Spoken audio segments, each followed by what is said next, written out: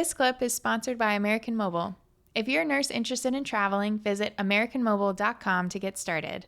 I know you do some locum assignments, and for people that don't know, I didn't know the word locum before I talked to Leslie. So, it's travel assignments for advanced practitioners, right? Yep. For providers, so physicians, dentists, APRNs, PAs. So nurses, it's typically called a nursing travel assignment, but for advanced practice providers, it's called locum assignments most of the time. So what is that? Tell me what that's like. I mean, how are contracts normally? Because for travel nurses, they're normally 13 weeks. So talk a little bit about what locum travel nursing as a midwife is like. Yeah. I'll go right to the backdrop of it's a very unique specialty of midwives. I mean, especially people know few about midwives, let alone there's about 5 different locum agencies across the country that support midwives. Okay. It goes versus like you can look and you'll find 2,000 traveling assignments for nurses. There's probably 30 to 40 on average across the country for midwives.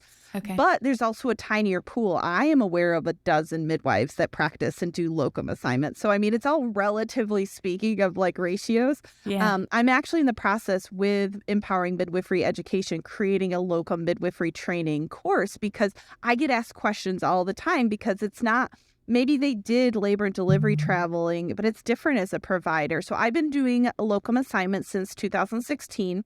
I started a little bit when I had my private practice. The intention was to get privileges so I could help with transfers for epidurals, barriers. They had a need. Like, I'm a business owner. I'm an entrepreneur at heart.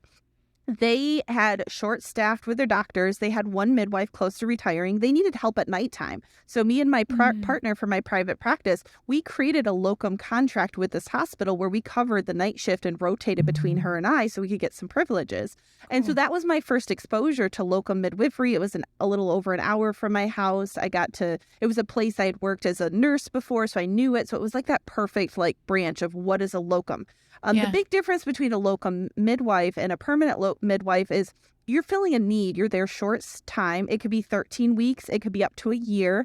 Most of them are 3 to 6 months. You can easily extend. It just depends on the intention. If you're filling in for maternity leave, it's usually 3 months. Yeah. If they're short-staffed and they're having a hard time recruiting, there's massive nursing and provider crisis of staffing right now that they're just desperate for help. And so when you're a locum, you don't get 2-3 months of orientation. You jump in, you get 1 day, maybe 2, and you just have to be adaptable. You have to have strong skills. You're filling a need. You're there for a purpose. They're short-staffed. I've done Indian health reservations. I've done private practices. I would love to do more locums with birth center home birth practices. The challenge is they just don't have the finances to support what it costs to get a locum because they have to pay for their licensure, their malpractice, for them to come into town. There's some extra costs that the hospitals and the government can fund at this point. Sure.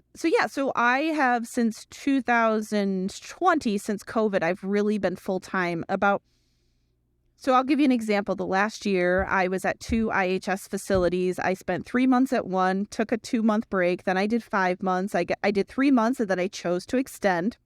We homeschool our kids. So my consulting business, I can do from anywhere. Like, I wanted to be able to travel the country. How can I make midwifery and nursing? And I want to catch babies. I want to support women, but I don't like the politics of the healthcare system. Like, I'm not a good employee. Like, I've tried that after my private practice closed. I tried to become a W-2 employee, and I would see challenges and problems and issues that there's a very different mindset between a business owner and corporate.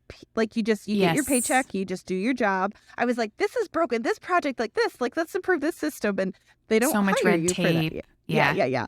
And I'm used to that spoiling when you have your private practice. There's an updated standard. There's an issue problem. You can fix it in 2 weeks. If you go through the big tapes of the healthcare system, hospitals, it takes 2 years. So those are the perks of running your own private practice. So locum was good for me because I made good money. I fill in gaps. I get to write off everything I'm doing because it's a business. It's 1099. If you're a nursing travel assignment, most of the time they still count you as W-2. They still count you as overtime. They don't let you write things off. They give you a stipend for your housing and food.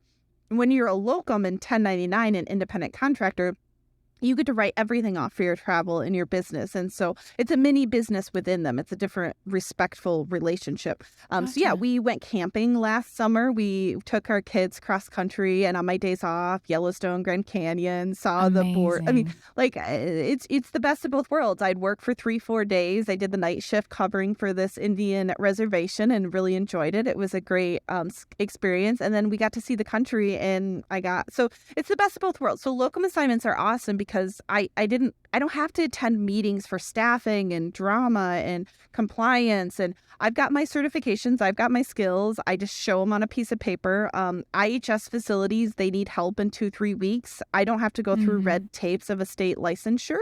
I can get in really quickly. And especially if I have privileges, they can call me on Friday and say, hey, can you fly out on Monday and come help us for a few days? So I currently have privileges at like 10 different hospitals. That's amazing. So I'm versatile. I think that's part of learning your personality as a nurse. Like if you love like, oh my gosh, thinking about business and money and hiring and training makes me want to vomit. I love just going to my job and serving my patients in front of me really well. That's okay. Yes. That's awesome. So there's just, I think the whole point of nursing Uncharted and just in general, the sky's the limit. You can be anything if you just talk to the right people and learn. There's so much out there if we just open our eyes and think outside of our comfort level.